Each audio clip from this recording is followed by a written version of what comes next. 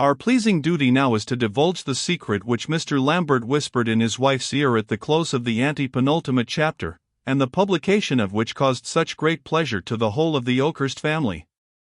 As the hay was in, the corn not ready for cutting, and by consequence the farm horses disengaged, why, asked Colonel Lambert, should they not be put into the coach, and should we not all pay a visit to Tunbridge Wells, taking friend Wolfe at Westerham on our way? Mamma embraced this proposal, and I dare say the honest gentleman who made it. All the children jumped for joy. The girls went off straightway to get together their best calamancos, paduasoys, falbalas, furbelows, capes, cardinals, sacks, negligées, solitaires, caps, ribbons, mantuas, clock-stockings, and high-heeled shoes, and I know not what articles of toilet. Mamma's best robes were taken from the presses, whence they only issued on rare, solemn occasions, retiring immediately afterwards to lavender and seclusion. The brave colonel produced his laced hat and waistcoat and silver-hilted hanger. Charlie rejoiced in a razy holiday suit of his father's, in which the colonel had been married, and which Mrs. Lambert cut up, not without a pang. Ball and Dumpling had their tails and manes tied with ribbon, and Chump, the old white cart-horse, went as unicorn leader, to help the carriage horses up the first hilly 5 miles of the road from Oakhurst to Westerham. The carriage was an ancient vehicle, and was believed to have served in the procession which had brought George I from Greenwich to London, on his first arrival to assume the sovereignty of these realms. It had belonged to Mr. Lambert's father, and the family had been in the habit of regarding it, ever since they could remember anything, as one of the most splendid coaches in the 3 kingdoms. Brian, coachman, and must it also be owned, ploughman, of the Oakhurst family, had a place on the box, with Mr. Charlie by his side. The precious clothes were packed in imperials on the roof. The colonel's pistols were put in the pockets of the carriage, and the blunderbuss hung behind the box, in reach of Brian, who was an old soldier.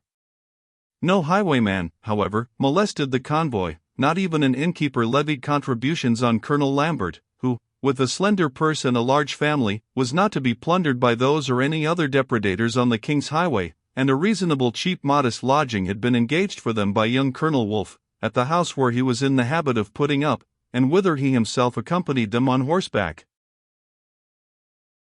It happened that these lodgings were opposite Madame Bernstein's, and as the Oakhurst family reached their quarters on a Saturday evening, they could see chair after chair discharging powdered bows and patched and brocaded beauties at the Baroness's door, who was holding one of her many card parties. The sun was not yet down, for our ancestors began their dissipations at early hours, and were at meat, drink, or cards, any time after 3 o'clock in the afternoon until any time in the night or morning, and the young country ladies and their mother from their window could see the various personages as they passed into the Bernstein route. Colonel Wolfe told the ladies who most of the characters were. 'Twas almost as delightful as going to the party themselves, Hetty and Theo thought, for they not only could see the guests arriving, but look into the Baroness's open casements and watch many of them there. Of a few of the personages we have before had a glimpse. When the Duchess of Queensberry passed, and Mr. Wolfe explained who she was, Martin Lambert was ready with a score of lines about Kitty, beautiful and young, from his favorite Matt Prior. "Think that old lady was once like you, girls," cries the colonel. "Like us, Papa? Well, certainly we never set up for being beauties," says Miss Hetty, tossing up her little head. "Yes, like you little baggage, like you at this moment, who ought to go to that drum yonder." Inflamed with rage at sad restraint which wise mamma ordained, and sorely vexed to play the saint whilst wit and beauty reigned.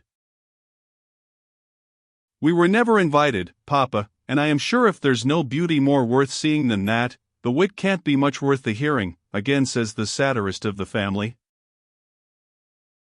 "Oh, but he's a rare poet, Matt Prior," continues the colonel, "though, mind you, girls, you'll skip over all the poems I have marked with a cross. A rare poet! And to think you should see one of his heroines. Fondness prevailed, mamma gave way, she always will, Mrs. Lambert. Fondness prevailed, mamma gave way, Kitty at heart's desire obtained the chariot for a day, and set the world on fire. I am sure it must have been very inflammable, says mamma. So it was, my dear, 20 years ago, much more inflammable than it is now, remarks the Colonel. Nonsense, Mr. Lambert, is Mamma's answer. Look, look, cries Hetty, running forward and pointing to the little square, and the covered gallery, where was the door leading to Madame Bernstein's apartments, and round which stood a crowd of street urchins, idlers, and yokels, watching the company. It's Harry Warrington, exclaims Theo, waving a handkerchief to the young Virginian, but Warrington did not see Miss Lambert. The Virginian was walking arm in arm with a portly clergyman in a crisp rustling silk gown, and the two went into Madame de Bernstein's door. I heard him preach a most admirable sermon here last Sunday, says Mr. Wolfe, a little theatrical, but most striking and eloquent. You seem to be here most Sundays, James, says Mrs. Lambert.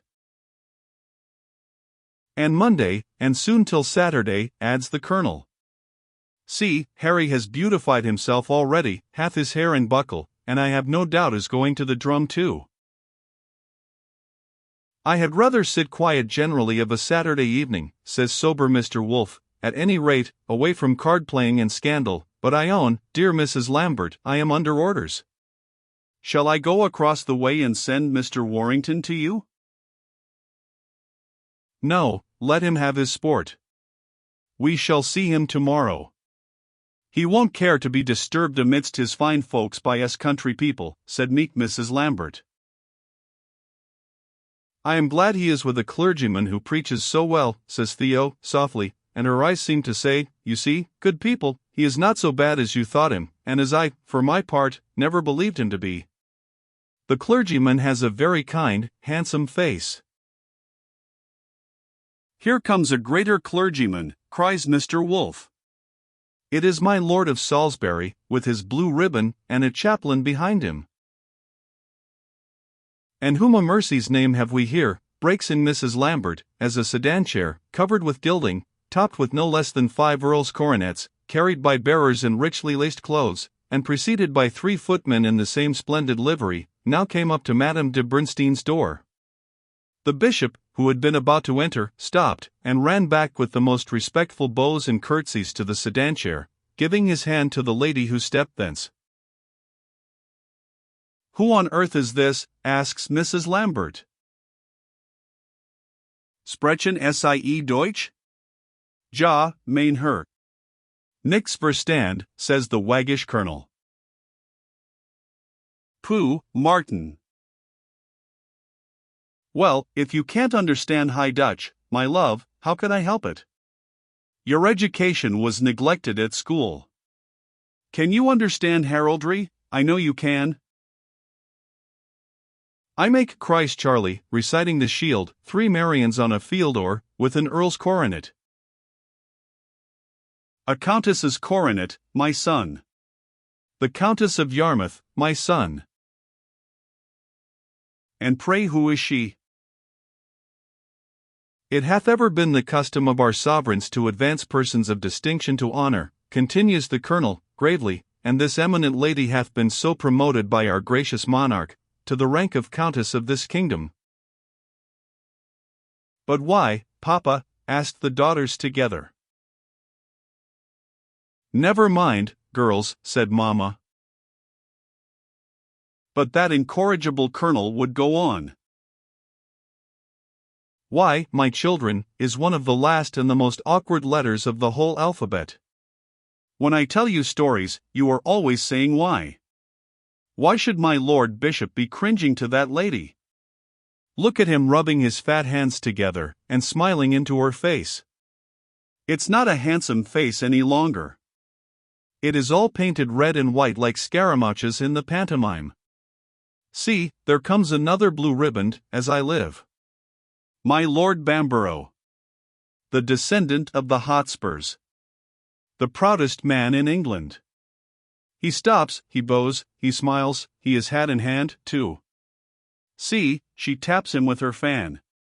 Get away, you crowd of little blackguard boys, and don't tread on the robe of the lady whom the king delights to honor.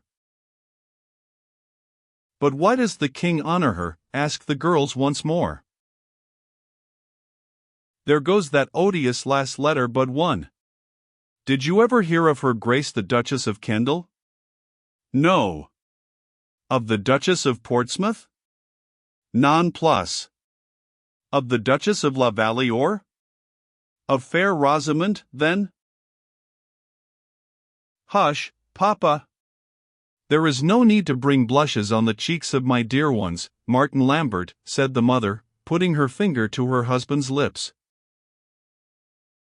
'Tis not I, it is their sacred majesties who are the cause of the shame, cries the son of the old republican. Think of the bishops of the church and the proudest nobility of the world cringing and bowing before that painted High Dutch Jezebel. Oh, it's a shame! A shame! Confusion here broke out Colonel Wolfe, and making a dash at his hat, ran from the room. He had seen the young lady whom he admired and her guardian walking across the Pantiles on foot to the Baroness's party, and they came up whilst the Countess of Yarmouth Walmoden was engaged in conversation with the two lords spiritual and temporal, and these two made the lowest reverences and bows to the Countess, and waited until she had passed in at the door on the bishop's arm. Theo turned away from the window with a sad, almost awe-stricken face. Hetty still remained there, looking from it with indignation in her eyes, and a little red spot on each cheek. A penny for little Hetty's thoughts, says Mamma, coming to the window to lead the child away. I am thinking what I should do if I saw Papa bowing to that woman, says Hetty. Tea and a hissing kettle here made their appearance, and the family sate down to partake of their evening meal, leaving, however, Miss Hetty, from her place, command of the window, which she begged her brother not to close.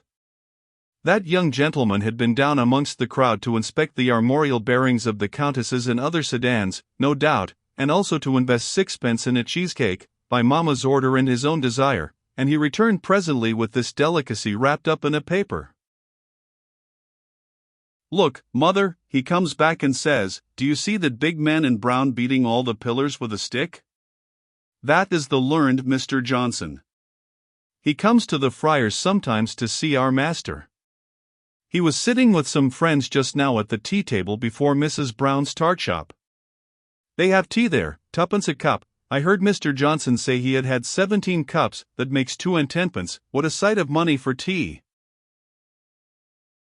What would you have, Charlie? Asks Theo. I think I would have cheesecakes, says Charlie, sighing, as his teeth closed on a large slice, and the gentleman whom Mr. Johnson was with, continues Charlie, with his mouth quite full, was Mr. Richardson who wrote. Clarissa, cry all the women in a breath, and run to the window to see their favorite writer. By this time the sun was sunk, the stars were twinkling overhead, and the footman came and lighted the candles in the Baroness's room opposite our spies. Theo and her mother were standing together looking from their place of observation.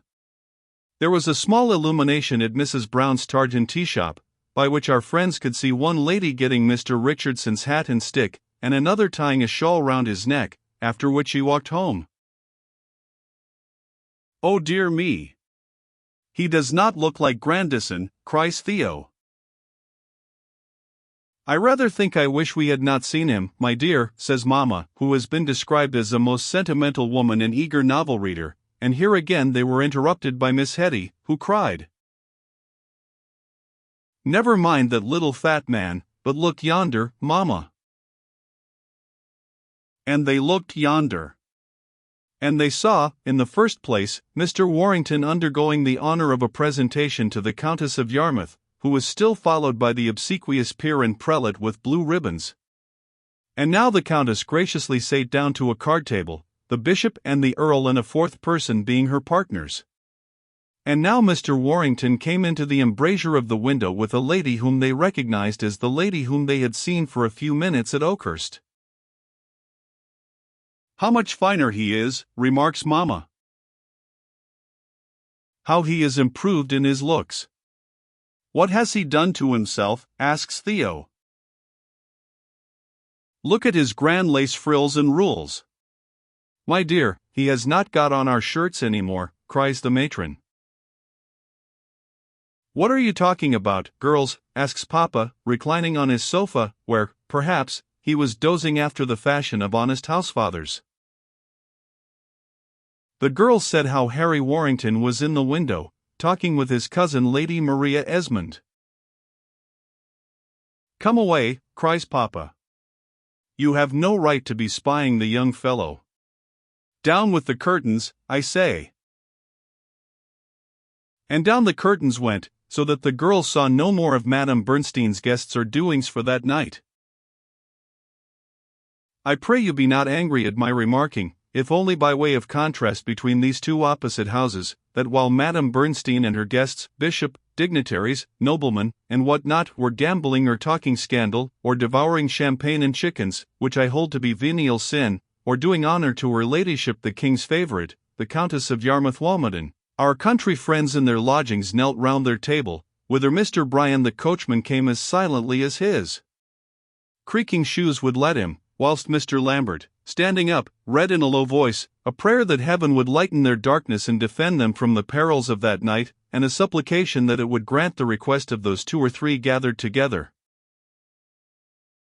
Our young folks were up betimes on Sunday morning, and arrayed themselves in those smart new dresses which were to fascinate the Tunbridge folks, and, with the escort of brother Charlie, paced the little town, and the quaint Pantiles, and the pretty common, long ere the company was at breakfast, or the bells had rung to church. It was Hester who found out where Harry Warrington's lodging must be, by remarking Mr. Gumbo in an undress, with his lovely hair in curl papers, drawing a pair of red curtains aside, and opening a window sash, whence he thrust his head and inhaled the sweet morning breeze. Mr. Gumbo did not happen to see the young people from Oakhurst, though they beheld him clearly enough. He leaned gracefully from the window, he waved a large feather brush, with which he condescended to dust the furniture of the apartment within, he affably engaged in conversation with a cherry-cheeked milkmaid, who was lingering under the casement, and kissed his lily hand to her. Gumbo's hand sparkled with rings, and his person was decorated with a profusion of jewellery gifts, no doubt, of the fair who appreciated the young African. Once or twice more before breakfast time the girls passed near that window. It remained opened, but the room behind it was blank. No face of Harry Warrington appeared there. Neither spoke to the other of the subject on which both were brooding. Hetty was a little provoked with Charlie, who was clamorous about breakfast, and told him he was always thinking of eating. In reply to her sarcastic inquiry, he artlessly owned he should like another cheesecake, and good-natured Theo, laughing, said she had a 6pence, and if the cake shop were open of a Sunday morning Charlie should have one.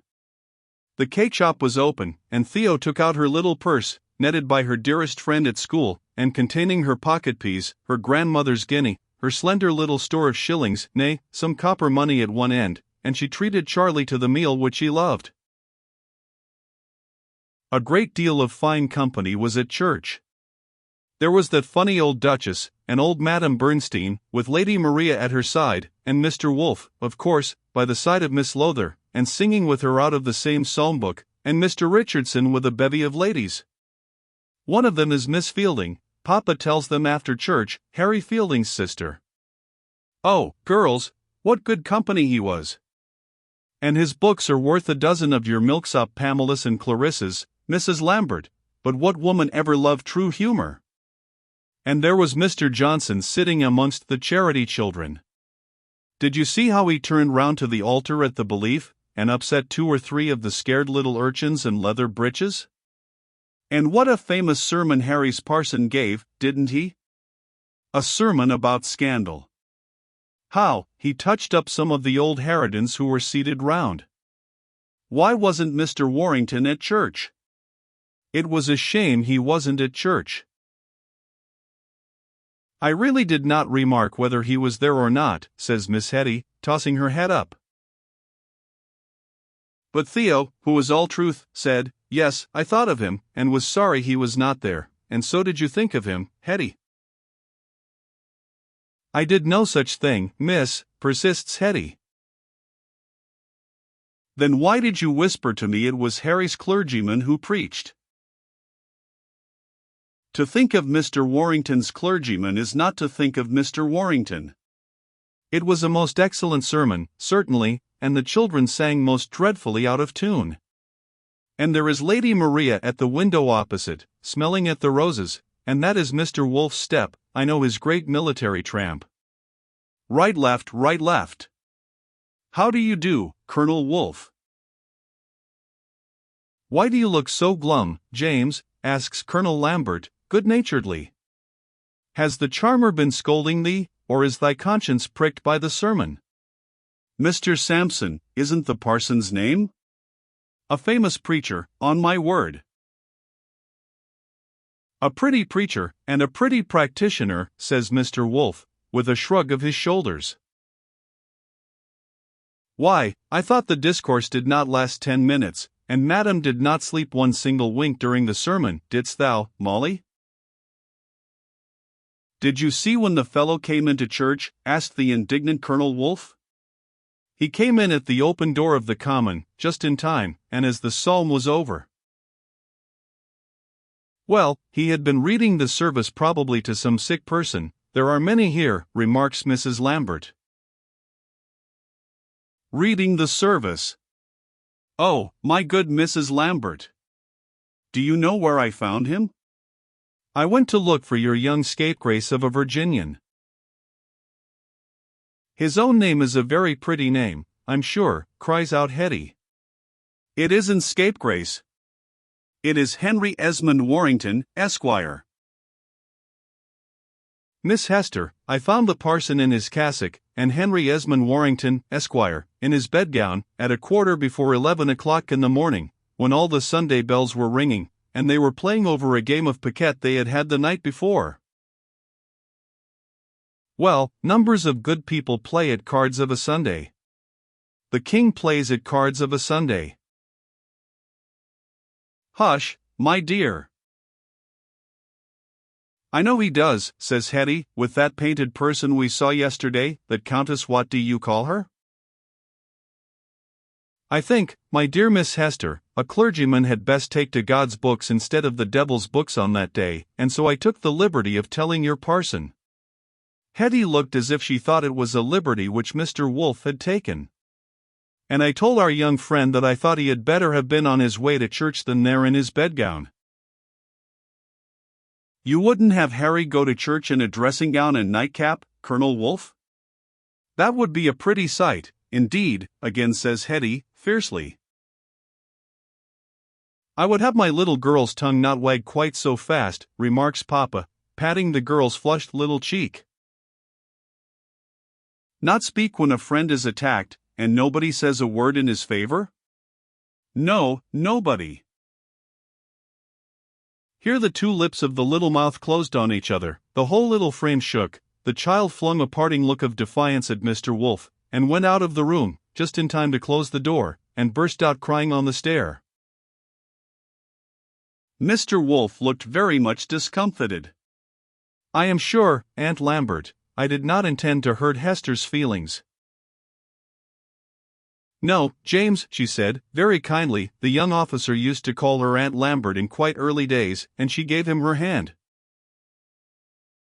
Mr. Lambert whistled his favorite tune of Over the Hills and Far Away, with a drum accompaniment performed by his fingers on the window.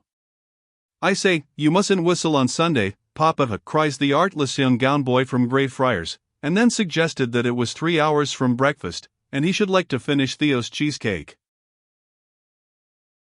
Oh, you greedy child, cries Theo.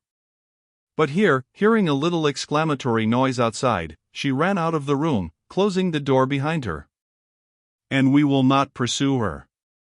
The noise was that sob which broke from Hester's panting, overloaded heart, and, though we cannot see, I am sure the little maid flung herself on her sister's neck, and wept upon Theo's kind bosom. Hetty did not walk out in the afternoon when the family took the air on the common, but had a headache and lay on her bed, where her mother watched her. Charlie had discovered a comrade from Greyfriars. Mr. Wolfe of course paired off with Miss Lowther, and Theo and her father, taking their sober walk in the Sabbath sunshine, found Madame Bernstein basking on a bench under a tree, her niece and nephew in attendance. Harry ran up to greet his dear friends. He was radiant with pleasure at beholding them. The elder ladies were most gracious to the colonel and his wife, who had so kindly welcomed their Harry.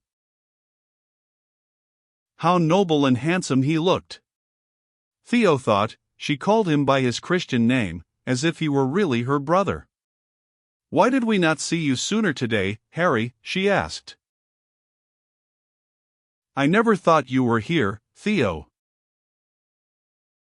"But you might have seen us if you wished." "Where?" asked Harry. "There, sir," she said, pointing to the church. And she held her hand up as if in reproof, but a sweet kindness beamed in her honest face.